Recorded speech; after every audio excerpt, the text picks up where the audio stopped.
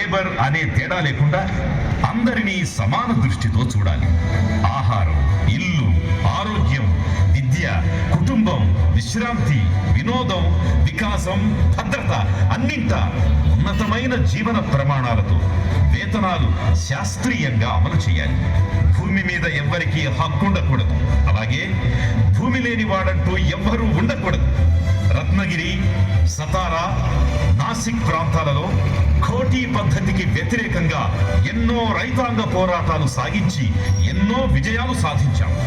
నేడు వ్యవసాయం గిట్టుబాటు కాక, సరైన రేటు రాక అప్పుల పాలై లక్షల మంది అన్నదాతలు ఆత్మహత్యలు చేసుకుంటున్నారు. రైతుల్ని, వారి బ్రతుకుల్ని నల్ల చట్టాల ద్వారా గుత్త పెట్టుబడిదారులకు బలి చేస్తున్నారు. ఇదా రైతు రాజ్యం? ఇన్ని దశాబ్దాలు గడిచినా ఇప్పటికీ బీసీలకు రాజ్యాంగబద్ధ రిజర్వేషన్లు ఇంకా దక్కలేదు. విద్యాపరంగా, సాంఘిక పరంగా ఏ కులాలు ఎవరెవరు వెనుకబడ్డారో లెక్కలు తెల్చాలి. విద్యలో, ఉద్యోగాల్లో ఆర్థిక, రాజకీయ పరమైన ప్రవేశాన్ని, భద్రతను కల్పించాలి. బీసీ జనాభా ప్రాతిపదికపై అన్ని రాజ్యాంగ రక్షణలు వారు పొందాల్సిందే. సమాజంలో సగం మంది మహిళలు. వారికి పురుషులతో సమంగా పెళ్లి, విడాకులు, వారసత్వపు ఆస్తి హక్కు ఉండాలి. వాళ్ళు మైనర్లుగా ఉన్నప్పుడు సంరక్షణ కోసం విప్లవాత్మకమైన హిందూ కోడ్ చట్టం కోసం పార్లమెంటులో పోరాడారు. ఆధిపత్య, అహంకార, మనువాద వర్గాలు ఆ బిల్లును ఓడించాయి. నేను కేంద్ర మంత్రి పదవికి రాజీనామా చేసి చట్టసభల్లోనూ బయట విశాల ప్రపంచంలో ఎడతెరిపిలేని నా పోరాటాల ఫలితంగా సమగ్ర చట్ట రూపేణా కాకుండా మినహాయింపులతో ముక్కలు ముక్కలుగా చట్టాలు తెచ్చారు. 33% రిజర్వేషన్లు అంటూ మాటలు చెప్పడమే తప్ప వీళ్లకు చట్టం చేయడానికి అనేక దశాబ్దాలు గడిచిపోయాయి. ఈ చట్టాన్ని అమలు చేయడానికి ఇంకెన్ని దశాబ్దాలు పడుతుందో వేచి చూడాలి. పాలనలోనూ, విధాన నిర్ణయాలు చేయడంలోనూ మహిళలను రానియకుండా అణచివేస్తున్నారు. ఎక్కడ చూసినా అత్యాచారాలు, అఘాయిత్యాలు, అణచివేతలు ఏటికేడు పెరగడమే తప్ప తగ్గింది లేదు. ఎంతకాలం ఇలా? కేవలం నిమ్న జాతుల ప్రతినిధిగా నన్ను మార్చేసి దేశం మొత్తం గురించి నేను కన్న కలల్ని, వేసిన ప్రణాళికల్ని, చేసిన ప్రతిపాదనల్ని కాలగర్భంలో కలిపేశారు. నేనేనాడు నా బొమ్మలు పెట్టాలని కోరుకోలేదు. అందరికీ ఇంత అన్నం పెట్టాలని కోరుకున్నాను. నా జయంతులు, వర్ధంతులు అంటూ 2 రోజులు జరిపేసి 363 రోజులు అణగారిన వర్గాలను మరచిపోతున్నారు. ఈ దేశంలో పట్టభద్రులకి, ఆస్తులుండి ట్యాక్స్ పే చేసే వారికి, ఆధిపత్య వర్గాలకు మాత్రమే ఓటు ఉండాలి అన్నారు. ఈ అహంకార వర్గాలకు వ్యతిరేకంగా పోరాడి వయోజనులందరికీ ఓటు హక్కును సాధించారు. ఒక మనిషికి ఒక ఓటు, అది ఉండబట్టే మనలను మనుషులుగా చూస్తున్నారు. కొన్నైనా ఫలాలను అందిస్తున్నారు. 5 ఏళ్లకొక్కసారైనా పలకరిస్తున్నారు. అలాంటి పవిత్రమైన ఓటును మీరమ్ముకుంటే బానిసత్వం, దానిని నమ్ముకుంటే అధికారం. నేను కోరుకున్నది కుల నిర్మూలన మాత్రమే కాదు, రాజ్యాధికారం కూడా. అందుకు 85% ఉన్న బహుజనులంతా ఏకం కావాలి. మైకులు, పేపర్లు, టీవీలు ఎక్కడ చూసినా నా పేరే కనిపిస్తుంది. రాజ్యాంగం రాశాడు, అంటరానితనంపై పోరాడాడు అని. అది విని విని విసుగెత్తి మీ దగ్గరకు వచ్చాను ప్రజలారా. రాజ్యాంగం అంటే మనువాదం కాదు. రాజ్యాంగం అంటే అందరికీ సమాన అవకాశాలు, అందరికీ సమాన గౌరవాలు, విద్య, వైద్యం, ఉపాధికి రక్షణ, భావ ప్రకటన స్వేచ్ఛ, జీవించే హక్కు, సంఘ స్వేచ్ఛ. రాజ్యాంగం ముందు అందరూ సమానమే. ఆశ్రిత పక్షపాతానికి, అవినీతికి తావులేని స్వచ్ఛమైన పరిపాలన. విశ్వాసాలు వ్యక్తిగతాలు. పాలనలో మతానికి స్థానం లేదు. అన్ని మతాలకు సమాన దూరంలో ఉండాలి. కులం పేర, మతం పేర ఆధిపత్యానికి తావివ్వనిదే ఈ రాజ్యాంగం.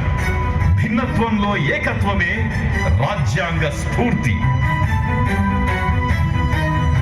మతపరంగా, భాషాపరంగా ఎవరైతే మైనారిటీలుగా ఉన్నారో వారు ఎంత స్వేచ్ఛగా, భద్రతగా ఉంటారో అదే ప్రజాస్వామ్యానికి నిజమైన కొలత, ప్రమాణం. ఈరోజు ముస్లింలు, క్రైస్తవులు, బౌద్ధులు, సిక్కులు ఎవరైనా కానివ్వండి, వివక్షతతో మగ్గిపోతున్నామని భయపడిపోతున్నారు. తమ బతుకులు ఏమవుతాయోనని తల్లడిల్లిపోతున్నారు. రాజ్యాంగం ఇచ్చిన మత స్వేచ్ఛ వారికి ఉరితాడు అవుతున్నదేమోనని వణికిపోతున్నారు. వారిని మనం భారతీయులుగా చూడాలి, గౌరవించాలి. ఆ రోజుల్లో ఒక దేశభక్తి గేయం విశేషంగా ప్రచారంలో ఉంది. హిందూ, ముస్లిం, సిక్కు, ఇసాయి, భారత మాతకు చార్ సిపాయి అన్న పాట గుర్తుకొస్తోంది. ఇది భారతీయత అంటే. మెజార్టీ ప్రభుత్వాలు ఉండవచ్చు, కానీ ఆ ప్రభుత్వాలు కమ్యూనల్ ప్రభుత్వాలుగా మారిపోతే చాలా ప్రమాదకర పరిస్థితులు దాపురిస్తాయి. ప్రజలారా, మీ అందరి పక్షాన ఈ వేదిక మీద ఉన్న పార్టీల పెద్దలందరినీ సూటిగా అడుగుతున్నా, దేశాభివృద్ధి కోసం నేను ప్రతిపాదించిన ప్రణాళికల్ని అమలు చేస్తారా? నేను చెప్పింది మీరు చేస్తారా? అది అది పోనీ ఇందాక నేను చెప్పిందంతా మీరు చేస్తారా? అవి ఏమంత చిన్న విషయాలు కావు. ప్రజలారా, నా విగ్రహాలు పెట్టినా, నా సిద్ధాంతాలు చదివినా, ఆచరించినా మీరు చెయ్యాలి. చెప్పండి, నా ఆశయాలను ముందుకు తీసుకువెళ్లేవారెవరు ఉంటే ధైర్యంగా ముందుకు రండి. మేమున్నాం అంబేద్కర్ సాబ్, మేమున్నాం. బాబా, మేమున్నాం, మేమున్నాం.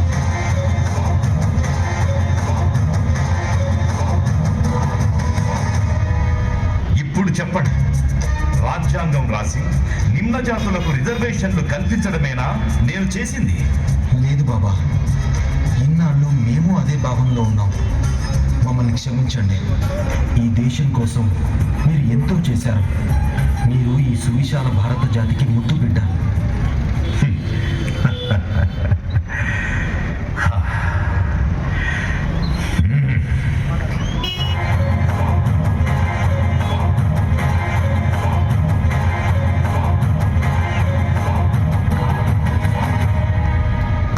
దేశానికి అన్ని ఉన్నాయి.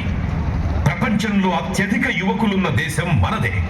మనం తలుచుకుంటే ఈ దేశం బంగారు భారతదేశం అవుతుంది.